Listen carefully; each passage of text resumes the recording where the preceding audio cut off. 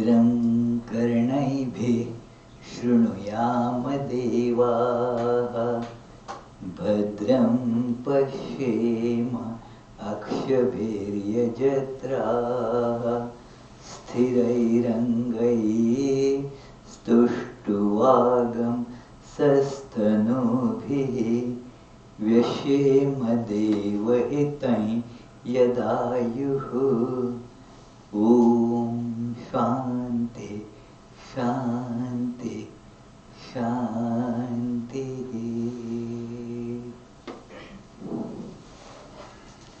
Let us pray together.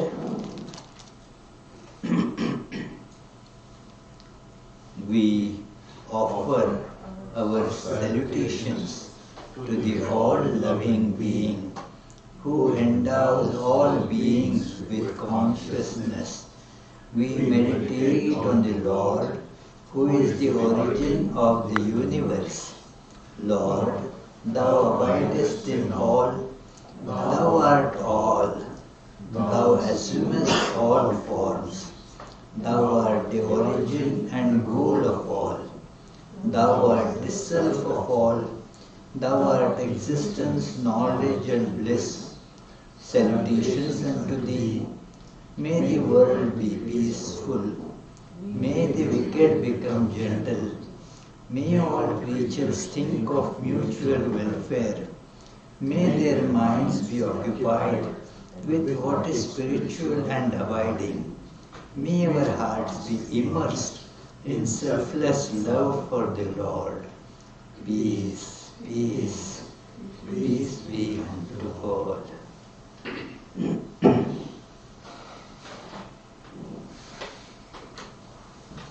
Let us feel the center of our being.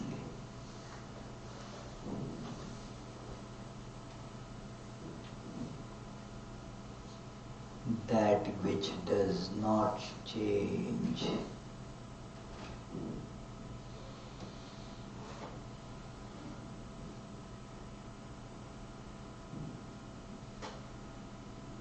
Neither born nor can it die.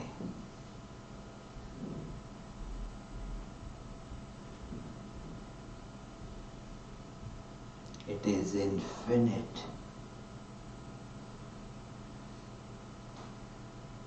Immortal.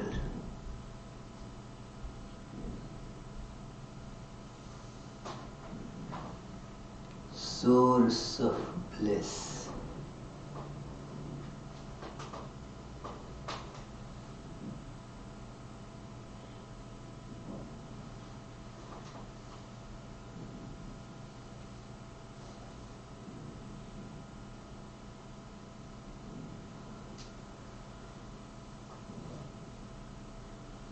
Everything else, the body, the mind, and the objects, persons, and their relation or connection with us is all temporary, evanescent.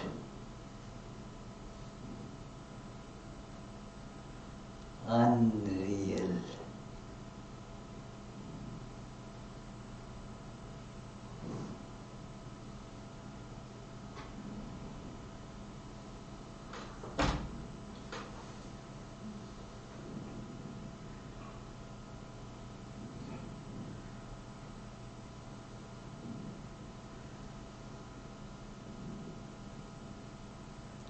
Holding on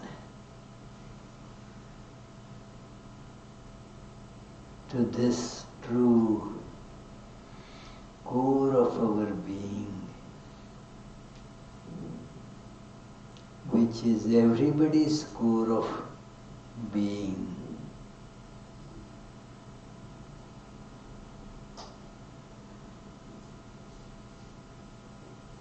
One achieves the ultimate purpose of our life.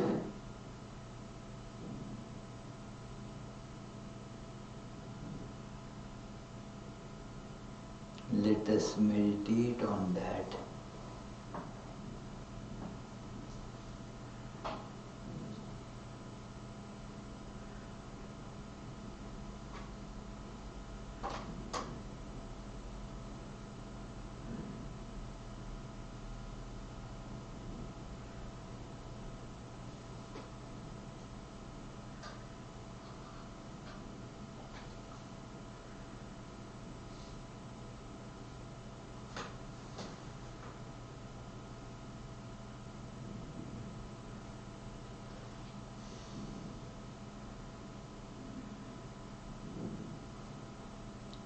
Om. Peace, peace, peace.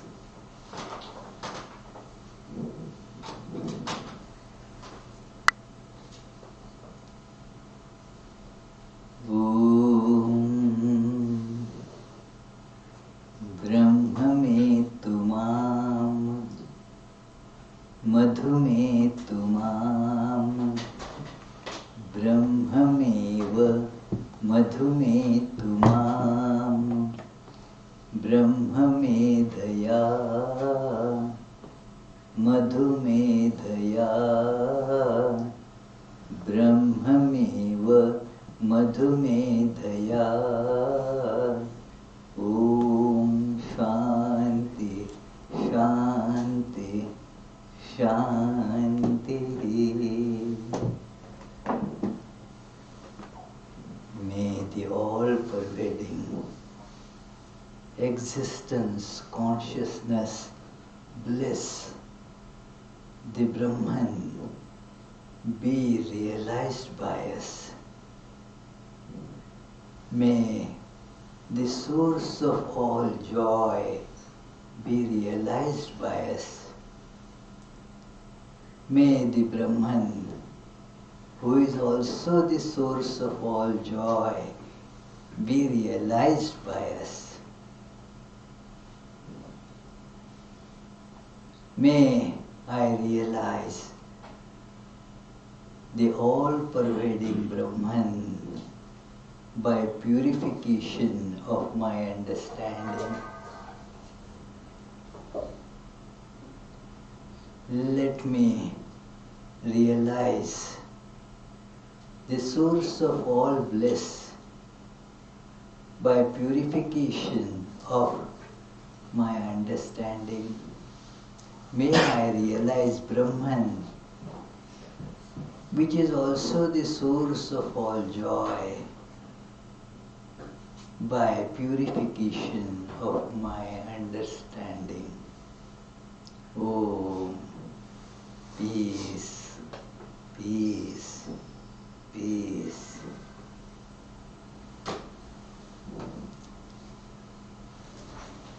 I shall start by drawing your attention to some aspect of the title of the talk.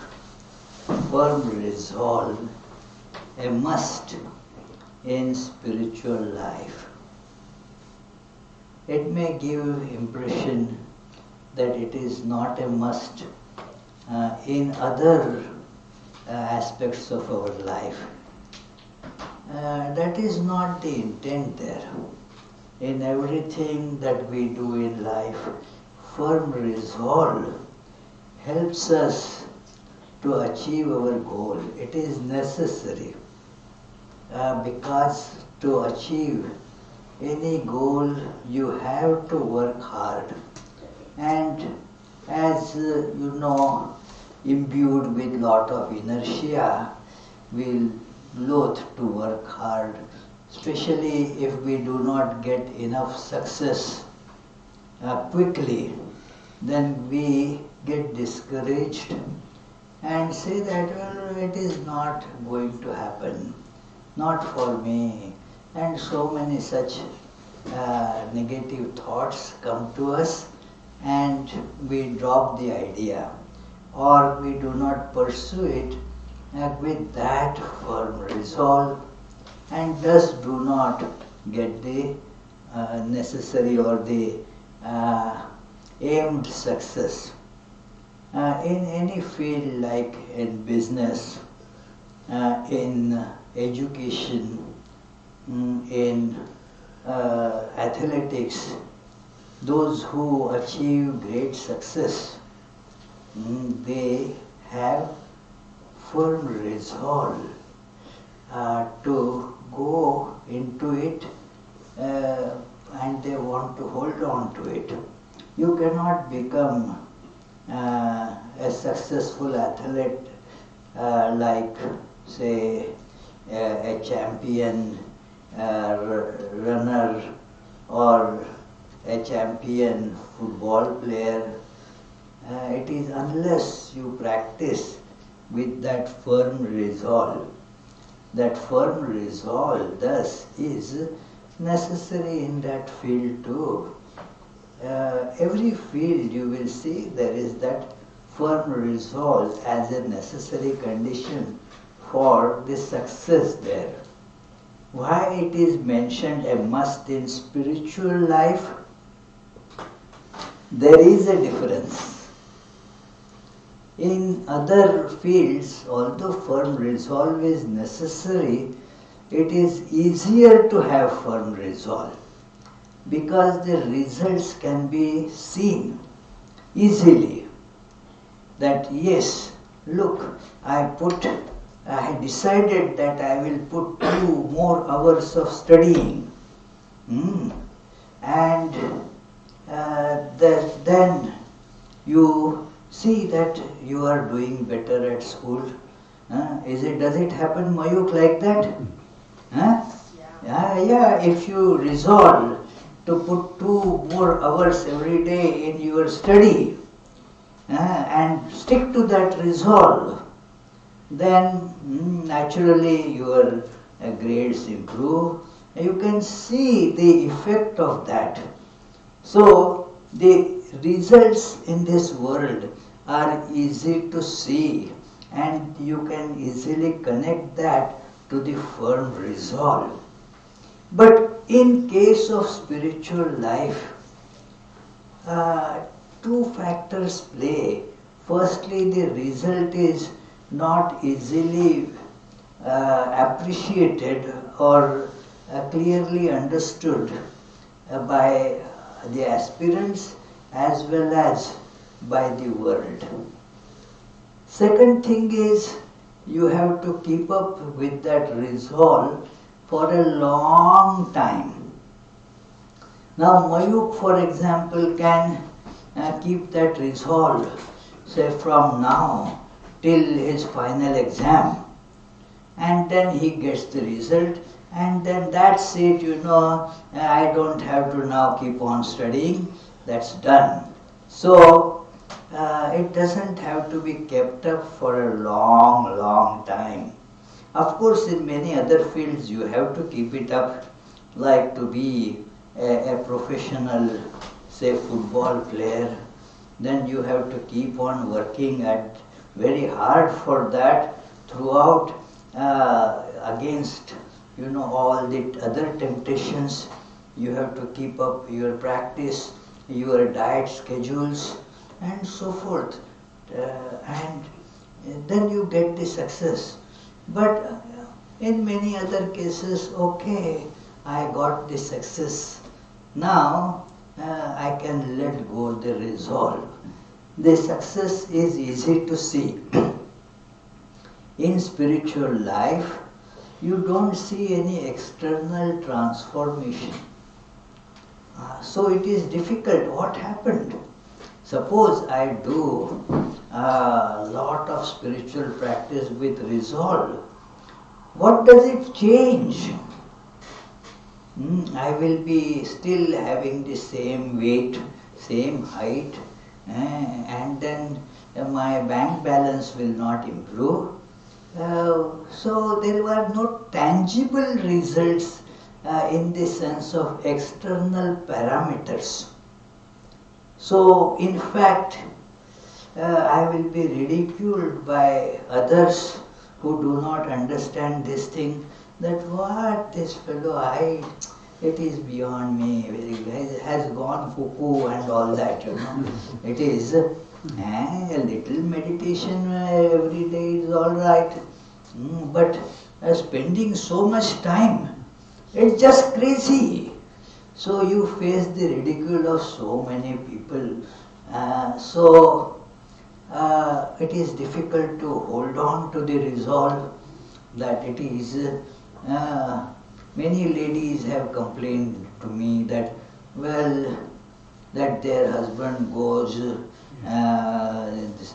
for meditation and then sits for meditation for a long time and neglects the works at household. We don't find him and so forth, you say.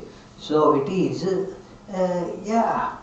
So it is there that the difficulties are further, as I mentioned, no tangible result, then it has to be done for a long, long time.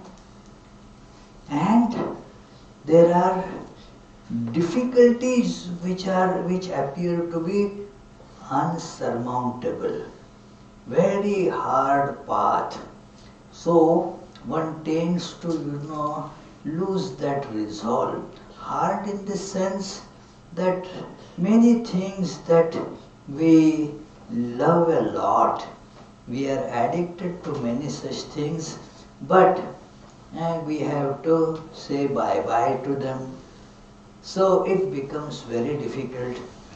Those things they keep on telling with a kind of crooked smile.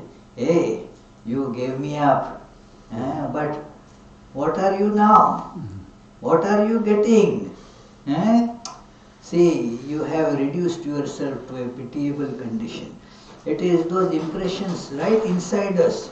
They start telling ourselves, what did you achieve by that?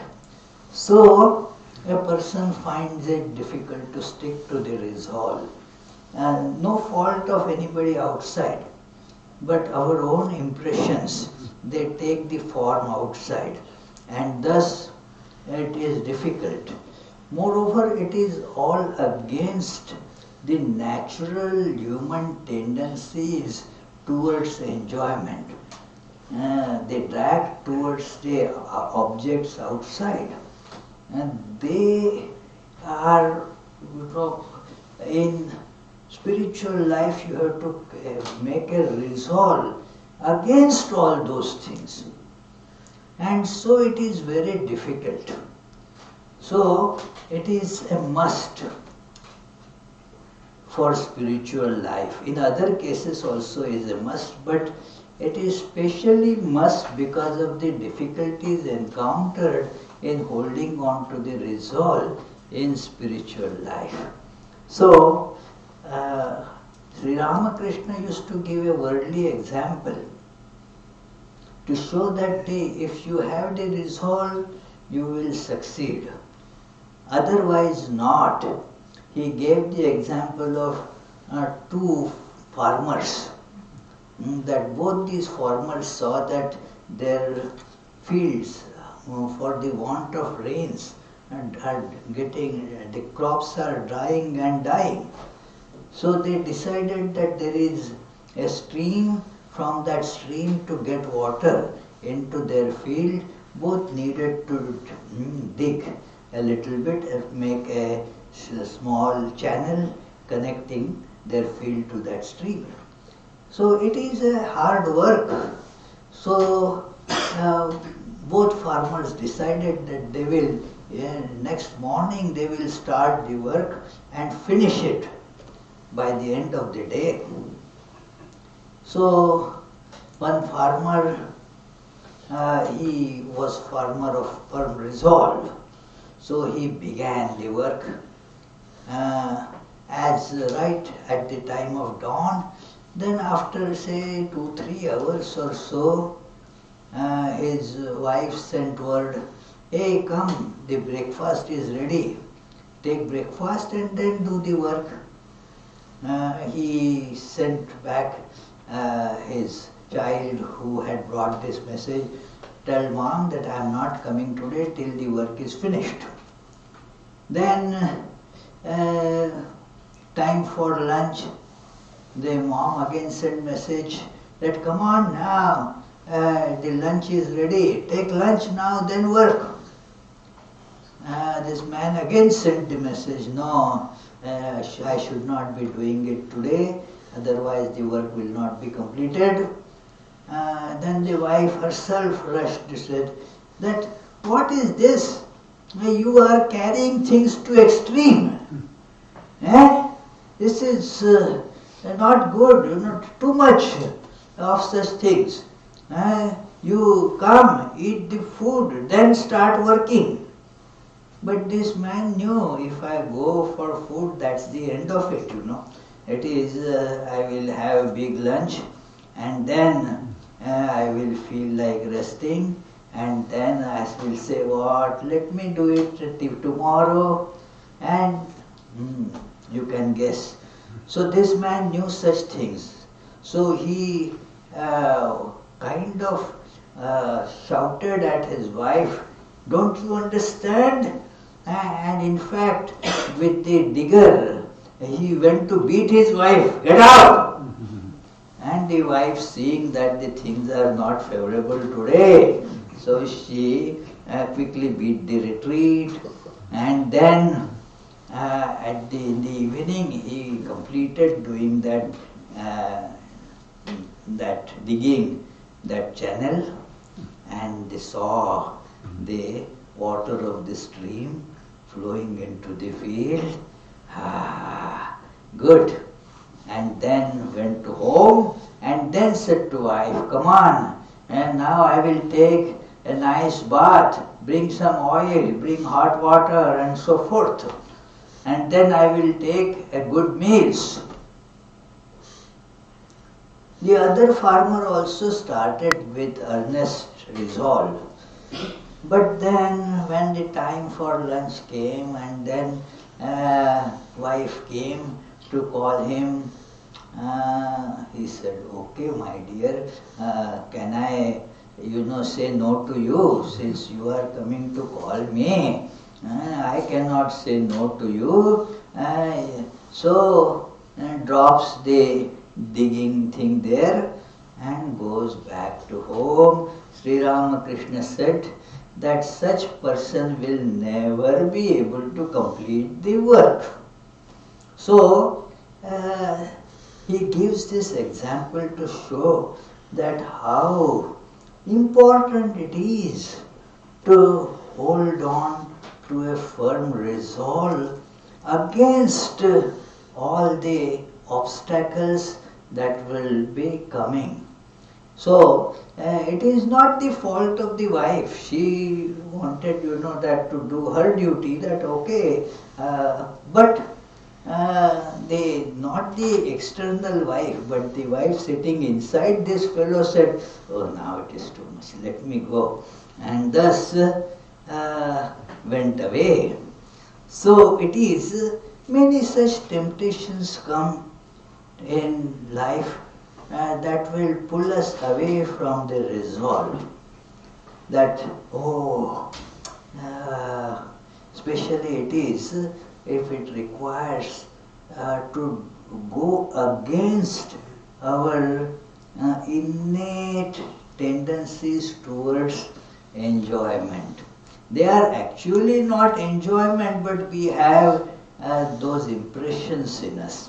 They appear like enjoyments, but they are just allurements which catch us and destroy us. It is, but to understand this is difficult. Even if we understand it, making that understanding functional again is not easy. So, therefore, one has to make this firm resolve. We make resolves.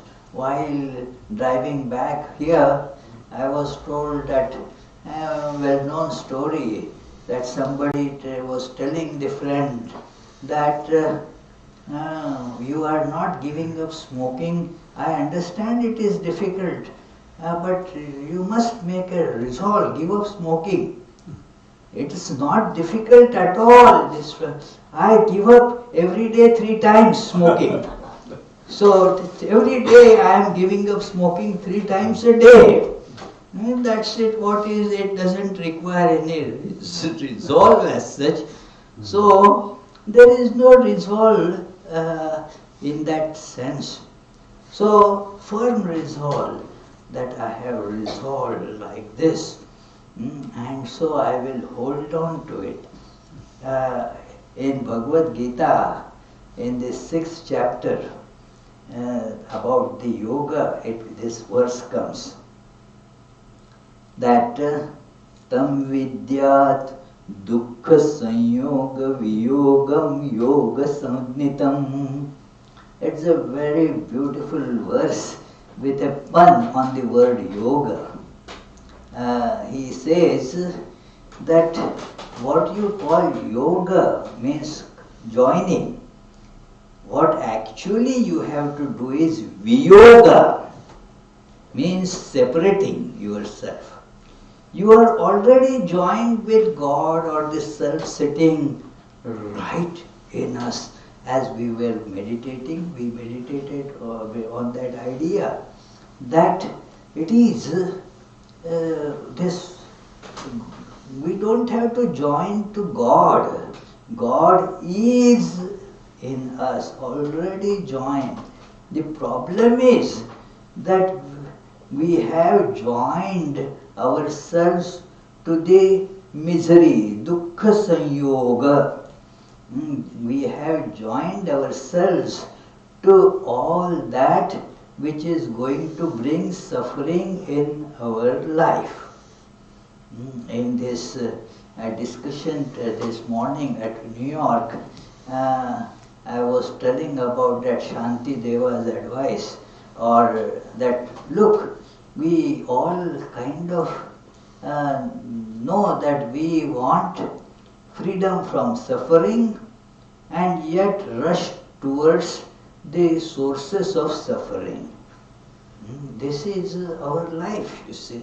So this is the dukkha sanyoga, joining with suffering in the name of getting joy from there. That which is source of suffering, what are you going to get from that, Charlie? Joy? No. You can get from there suffering. Excellent, and that has become the habit. That so all that we need to do resolve is to separate from that rushing to the source of suffering. Dukkha sanyoga viyogam. The dukkha sanyoga, we are rushing towards this suffering, and now we have to separate ourselves from that. And that it has many different layers and variety, that what we try to extract happiness from. There are some so-called intellectual pleasures, there are some very sublime sounding pleasures, but yet they are all what? Dukkha, means suffering, and you tie yourself to that source of suffering. That needs to be severed. That is called this. Although we have, what all you have to do is to do the viyoga. Viyoga. But that is called yoga. And the next line pertains to our discussion today. Nishchayena yoktavyo yogo anirvinna chetasa. There is a very pithy short commentary of Shankara there. That what is the nishchayena means with firm resolve. It is to be This path is to be traversed with firm resolve and anirvinna chetasa. Again, that which aids this firm resolve without bothering our head with other ideas, other temptations, other things.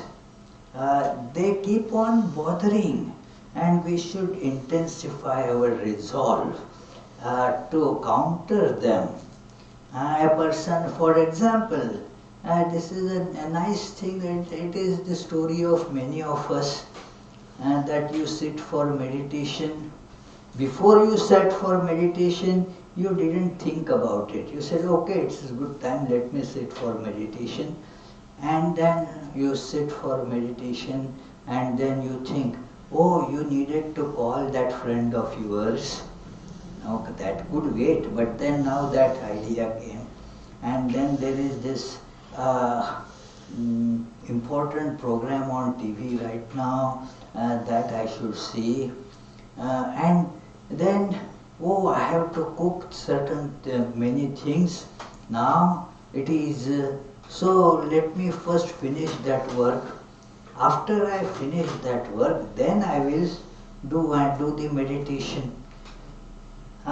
This brings up all the distractions, and one has to put one's foot down there.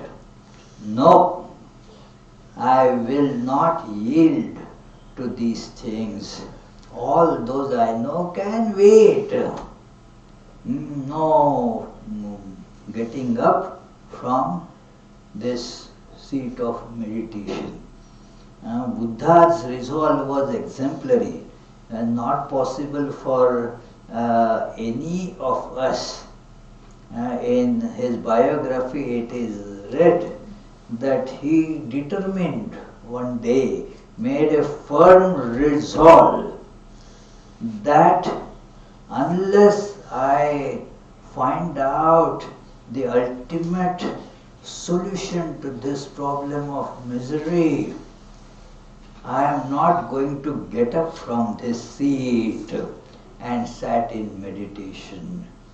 So that is the resolve, you see. I will not get up, even if that verse contains some lines, even if all my bones, the flesh withers away, and the bones get weakened, still I am not going to get up from this seat till I find the way through these sufferings. A great resolve, it is. But there is this resolve that Buddha showed in his life, that when he had given up home and hearth, and one of his friends, it is actually shown as the temptation taking the form of a friend. Temptations coming directly in the form of enemy, and they are easier to deal, But this temptation came in the form of his dear friend. Now this dear friend starts telling that, oh, it is a very good thing. He started with, welcoming Buddha's this renunciation. But he said, have you found the way out of it, for which you have given up everything? And Buddha honestly said, no, I am trying to find out. I have just started on that. Now, this friend gave a very nice sounding counsel. That very nice sounding. Look, you have your kingdom, your wife and your newborn son. You just left them behind, and where you are going you don't know. Is this wisdom? It is, even it is, that is not in that, but this is a common expression that one in hand is better than two in bush. But if one is in hand, and 2 in bush, that bush also is not in sight. Now, is it wise to therefore give up the one in hand? Think about it, Siddhartha. You are a wise man. Think about it and so go back. Siddhartha replied, I agree that I have not found the way to go beyond suffering. I am looking for it. But I have found one thing, that there is nothing on this side. Nothing can be achieved there in the world. It is just empty. All these are just forms with certain names. They come and they vanish. There is nothing there. That much I know on this side. And so he gives this wisdom. On this side there is opportunity. I will find, I may find, I will, who knows, but there is a chance that I will find. On that side there is nothing. That I have found out. So, according to him, and that is just very logical, rational, it is, there is nothing there, it is all different forms, come and go, the delusional things that we take as real. But that side there is at least the hope. He did not use the word because he did not want to show that he is going by some scriptural advice.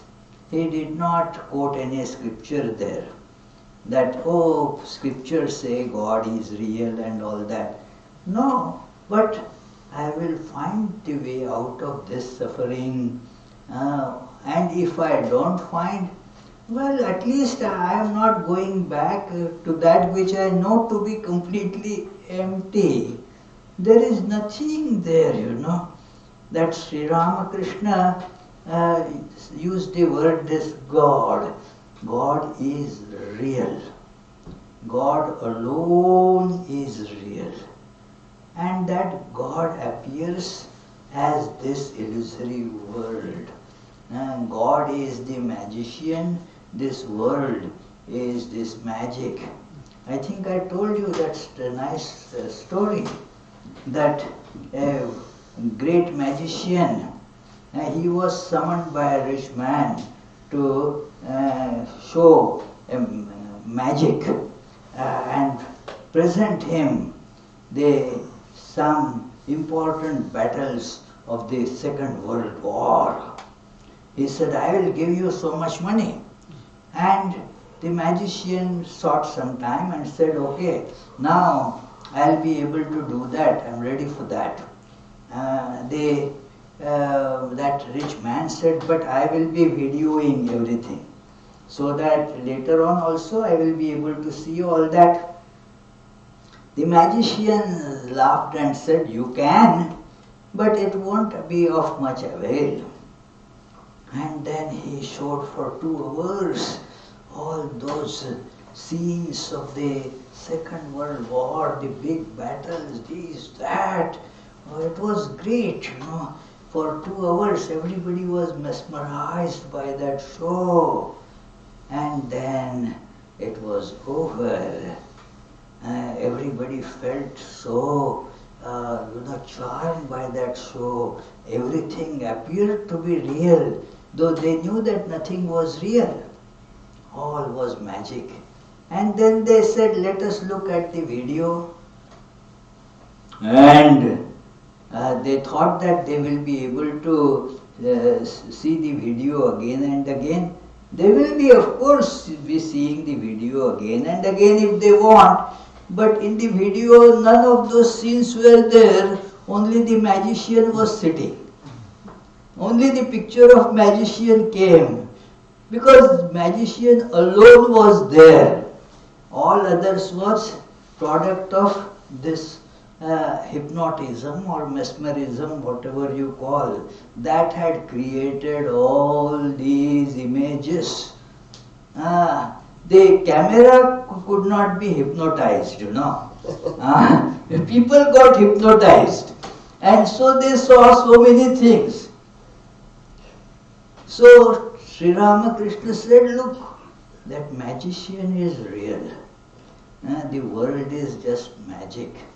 And so we have to make a resolve, because our mind is impacted by this magic show, all these different forms, although on examination it appears to be unreal, yet we still feel that it is real.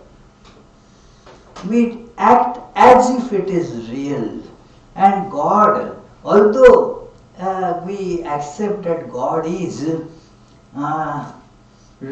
real, yet appears to be unreal. Shankaracharya, in one of the commentaries on Kathopanishad, says that how this Maya is ati vichitra gambhira. It is so deep and makes this multiplicity appear to be real, because of which people, even though they are told that they are the all-pervading self, source of all bliss, they don't think that that is real. And this I and mine, even though it is, they experience that it is unreal, still they hold that to be real. So this is how we do not see the truth. So what we understand, let us begin from it.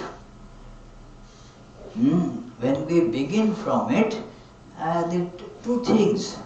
We begin like, that American army adopted this theory in Afghanistan. How long and how much it worked, I don't want to go into it.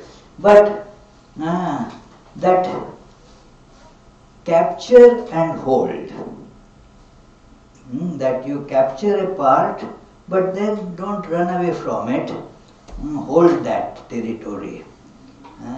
That in this many scientific and mathematical analysis or proving various theorems which are very long. So we prove some part and then keep that, hold on to that conclusion. Then many such small parts are established, and then all of them are to be, you don't go back to it again. This is already proved, and you take that and then show that this theorem is thus proved by combining or adopting all of them together. So that is a good strategy to pursue this, but again it requires firm resolve. For example, it is with very little analysis we can say, I am not the body. Easy to see. Now hold on to this with firm resolve. Let us hold on to it with firm resolve. It is, and then although we understand, we falter. Maybe it is true, but not now, because there is no resolve to hold on to what is being found out. Or we bring in so many other doubts about it. But then how do I always feel that I am here? How do I say when the body goes to some place that I went there? Well, that is the misunderstanding that we want to get over. It is not true, and yet being caught in this web of ignorance, we take it to be true. So, hold on, have firm resolve and proceed. Yes, I am not body. There are simple resolves, comparatively simple things that you can do. Oh, like I will meditate every day, morning and evening for this time. It is a must. I must do that. I understand that I have to do that. But then in the absence of firm resolve, you do it one day, second day, then yeah, okay, although there is some this World Cup soccer going on, oh, okay, I will, still I will do the meditation today, but then next day is a very good game, so meditation then, what you bring out the idea that, see, meditation, the scriptures have told that you can do any time. You quote then that Chaitanya Mahaprabhu said that smaranena kalaha, that there is no set time for this, you can do it any time. What is being told there is do it every time. Do it every time. But then we take a very convenient meaning of that, so that we find an escape from that resolve. This is now, what does it matter whether you see that soccer game or do not see that? It is. I heard a very funny statement. Somebody here was going to, do keep other things aside and wanted to see that football game. That lady was fan of some, I think Colts or some, what is the Indianapolis team? Colts. So it is. So she was going to see it. I said, what is there? It is, you can see, but what is, it is at that time the siren for the tornado rang. Oh. But still she was so much into it, let me go to the basement, there is a TV there. Let me watch it there. And then the TV there somehow was not working. So in spite of the tornado warning, she came up and saw that, no, I want to support our team. Now I don't get it. How are you going to support the team by looking at that idiot box? So it is like that, that. But there is a resolve there that I must see the game. Can we not have similar resolve in our meditation practices? We have to have, friends, that yes, I must do it in spite of all obstacles. This is a simple thing, friends, that not so difficult as one imagines. What is there? Every day, morning, evening, spend some time in meditation. Anyway, you spend so much time in many other useless things. So spend, say, 1 hour or half an hour at least in the morning and in the evening. So it requires firm resolve, because there are all these other things playing in our mind, and we feel if I do not do that now, then a disaster may happen. But nothing is, you just meditate, that's fine. It is firm resolve is necessary in all these simple matters. Sri Ramakrishna said that not telling lies is the austerity of this age called Kali Yuga. Now, why is it austerity? Austerity means there are obstacles in carrying it out, a bit painful obstacles.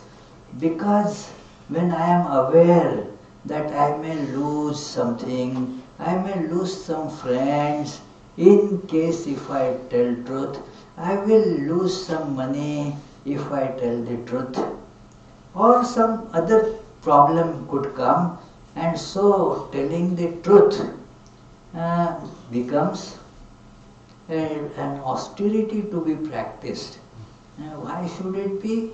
Because there are the temptations against, the temptations that make us not tell the truth. So this is the simple resolve that one can make.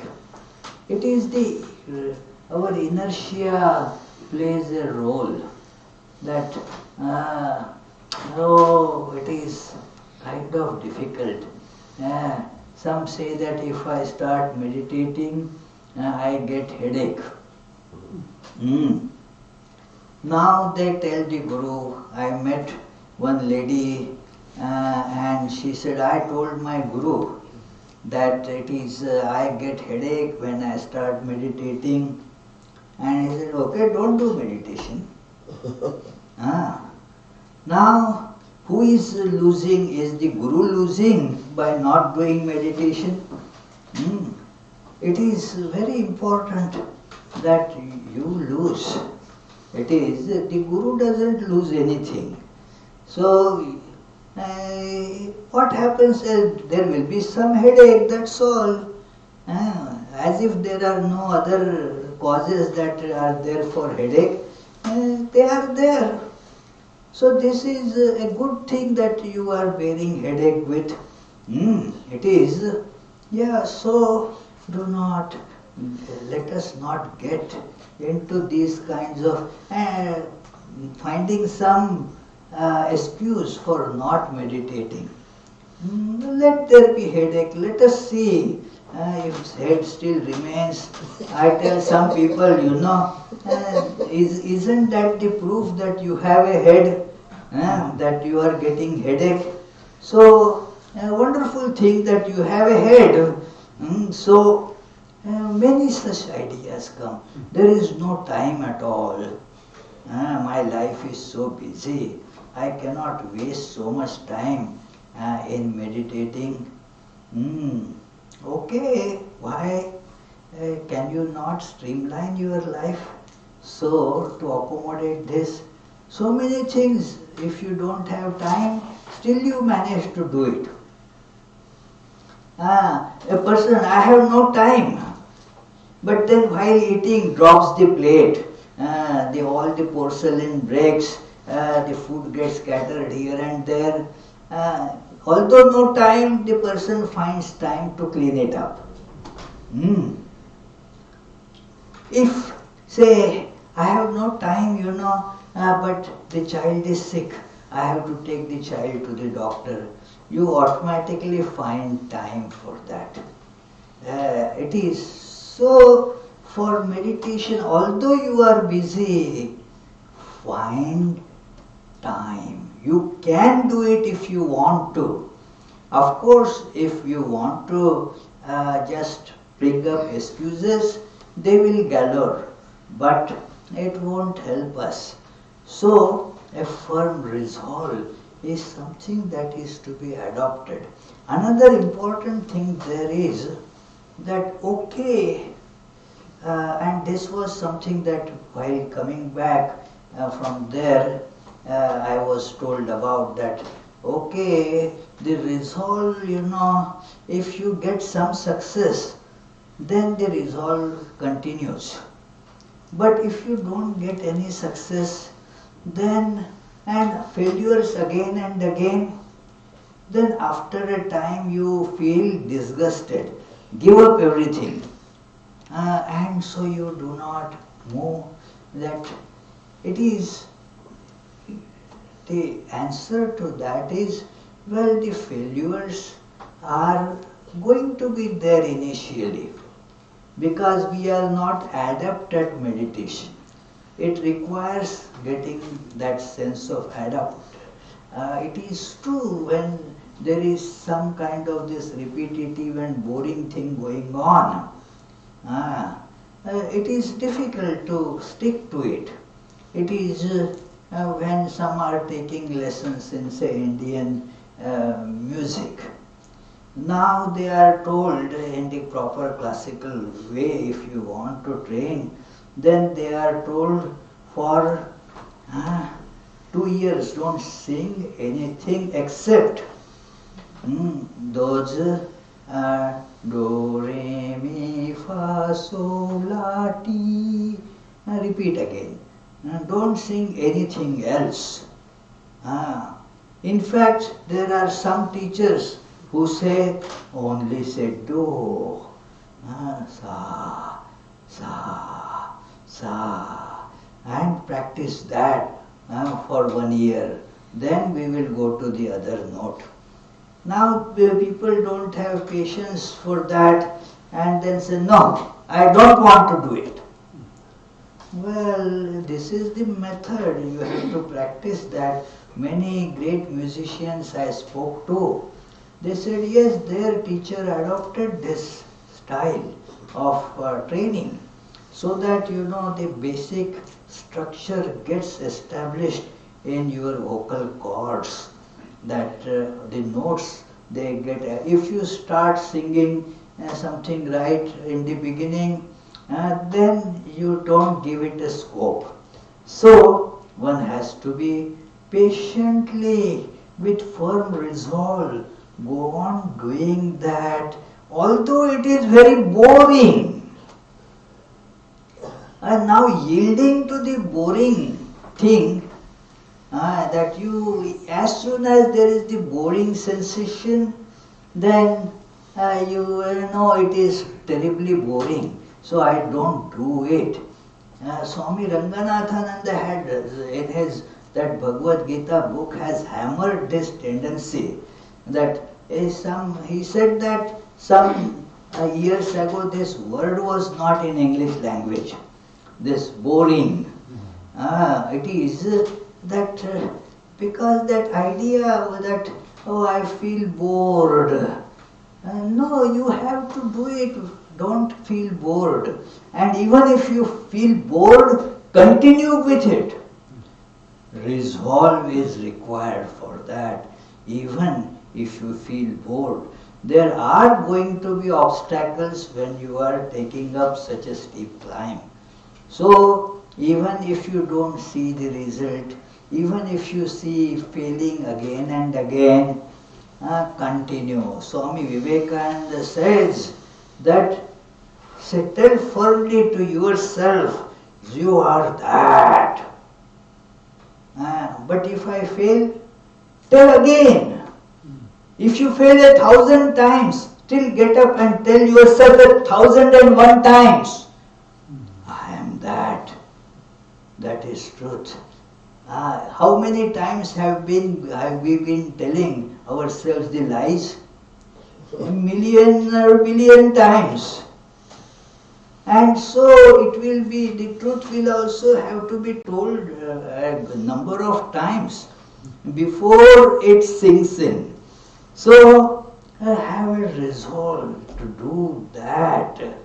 And if we fail, again have the resolve.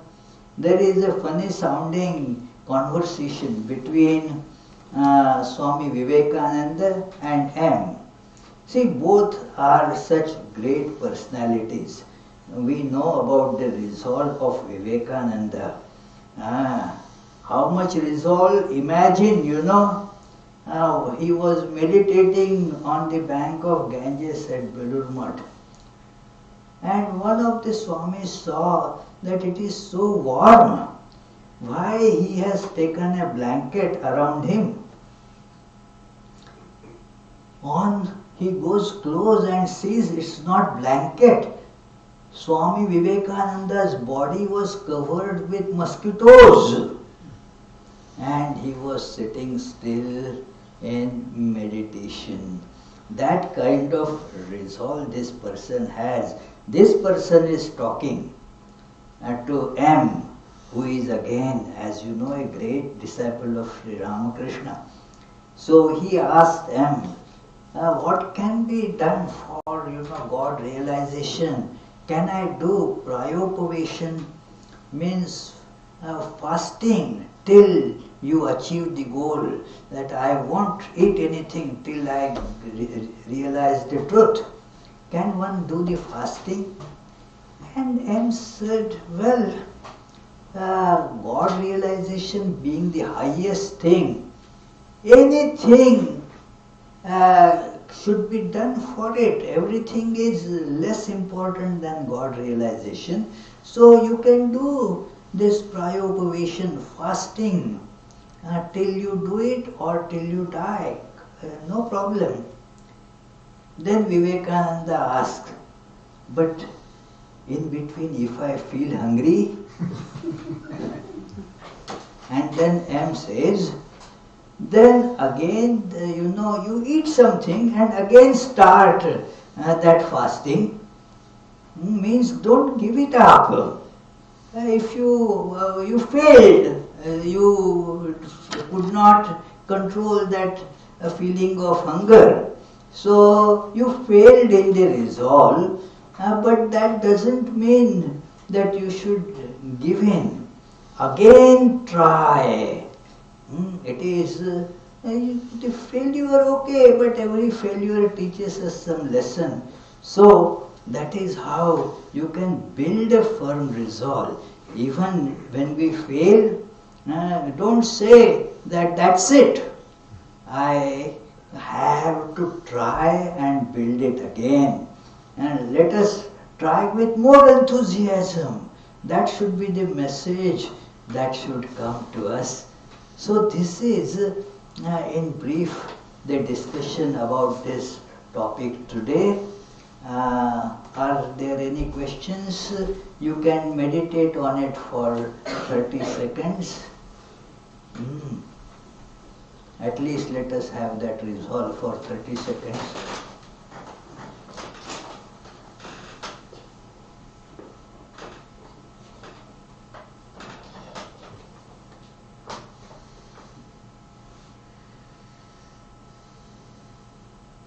Any question?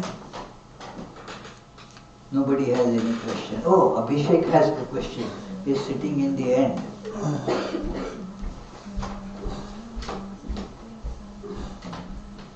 Alright, your lecture, how does it apply to two kinds of people that I'm going to say? So the first are extremely poor people who even like to survive or to eat have to spend all their time in earning and all. So this is the first category. The second category are those who are physically incapable, who may be incapable or incapacitated, or in trauma or in intensive care or chronically ill people, for whom it is just impossible. So how does then this resolve or the entire theory of Vedanta apply to these two categories of people who are in fact the majority these days?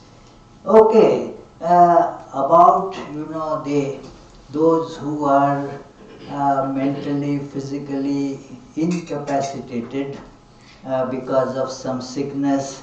Now they don't have the mind strong enough to make a resolve. About them we need not talk. They can also begin taking baby steps. It is some small resolve they can begin with to their capacity. We all have some capacity, and each capacity has the possibility of expansion.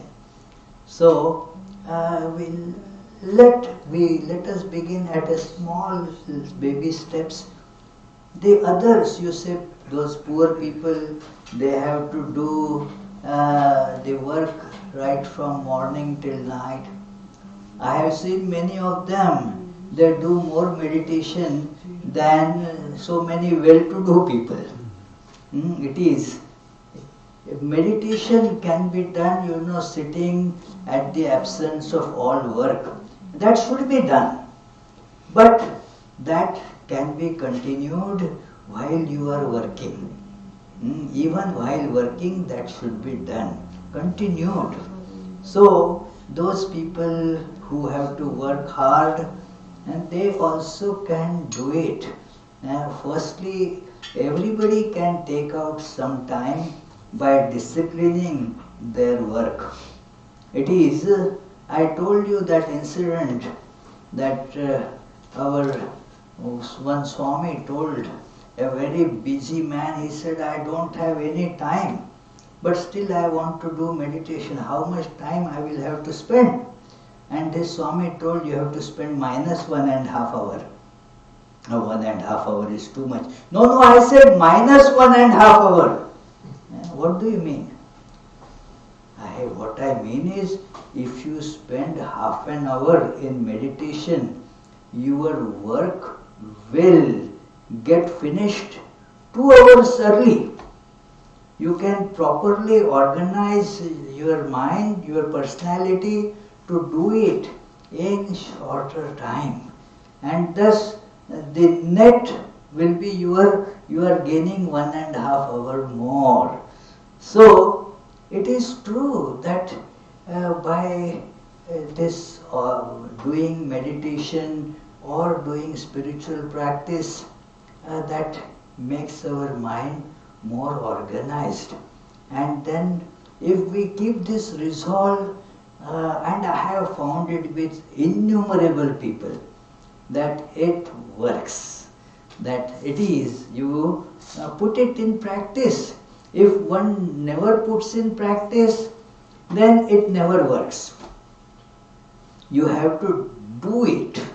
As you do it, you gain better and better to hold on it.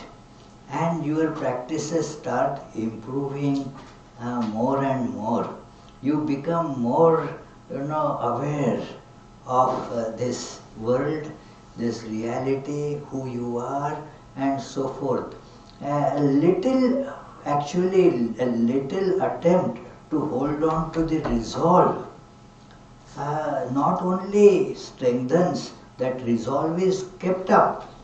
Not only that, your self-confidence gets a boost thereby. That yes, I did it. I did it.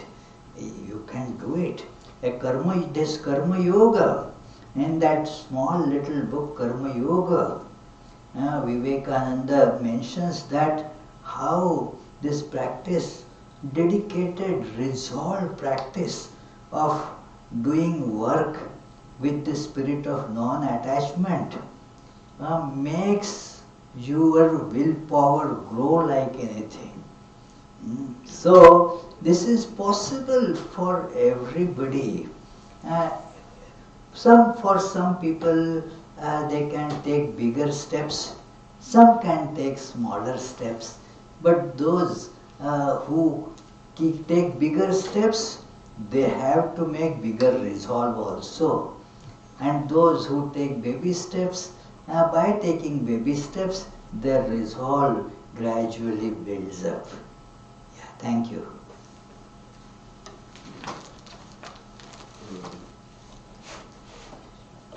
So, just one comment I would like from you on one small thing. So, religion has been responsible for a lot of conflicts and rot of religion, fanaticism, as Swami Vivekananda had also mentioned, and it has been growing.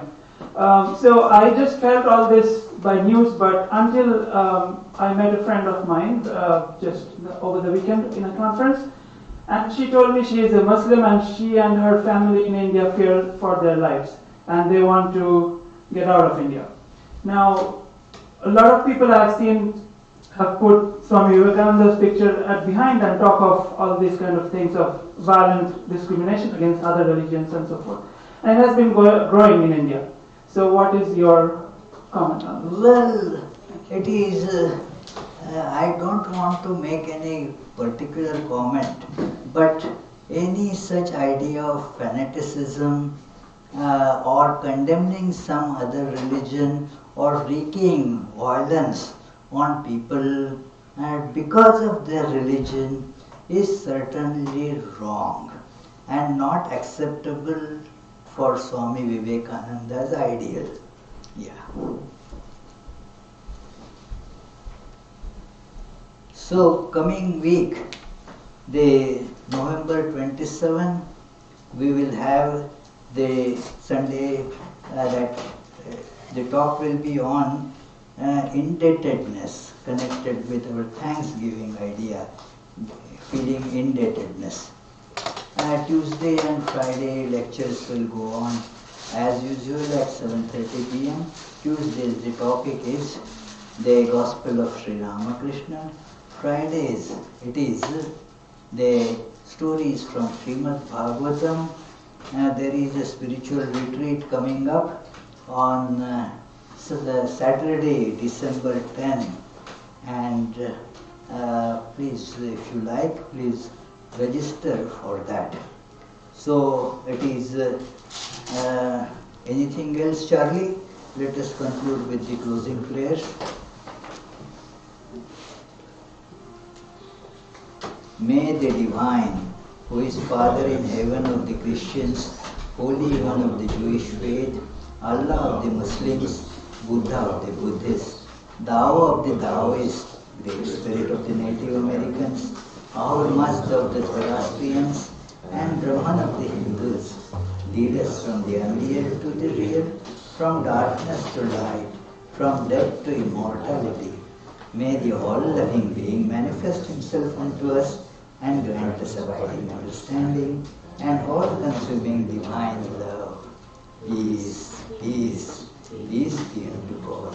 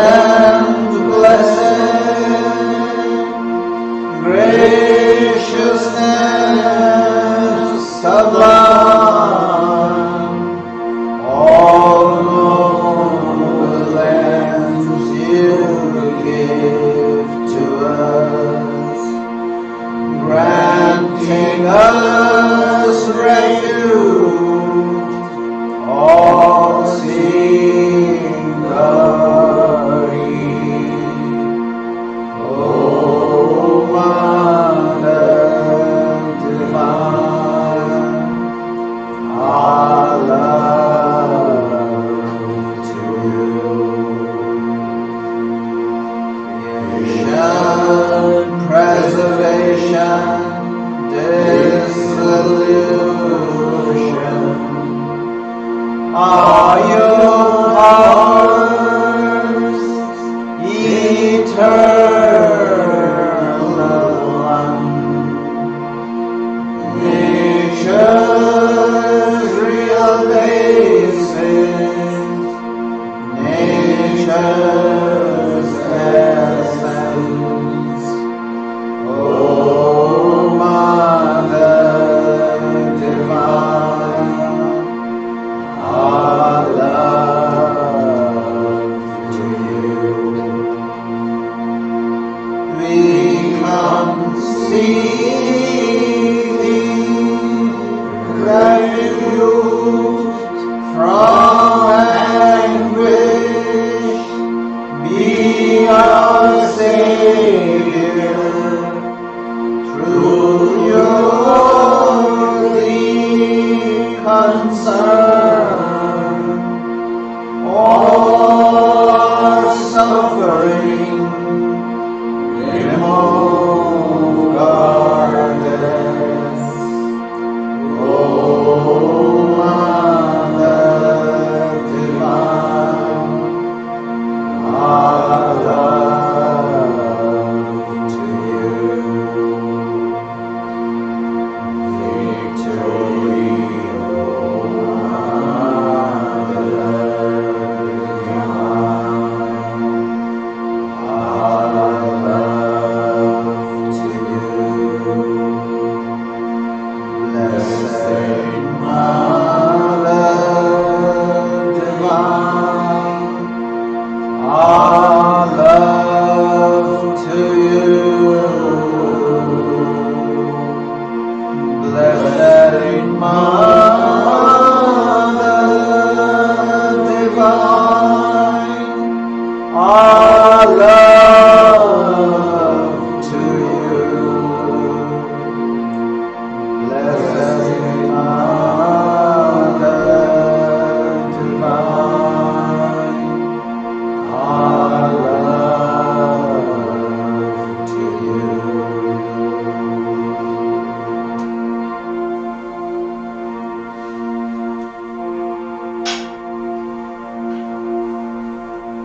Jai Shri Rama Krishna Deva Ki Jai. Jai Shri Sadhana Devi Ki Jai. Jai Shri Swami Yogatmananda Ki Jai. Jai Shri Buddha Deva Ki Jai. Jai Shri Jesus Christ Ki Jai.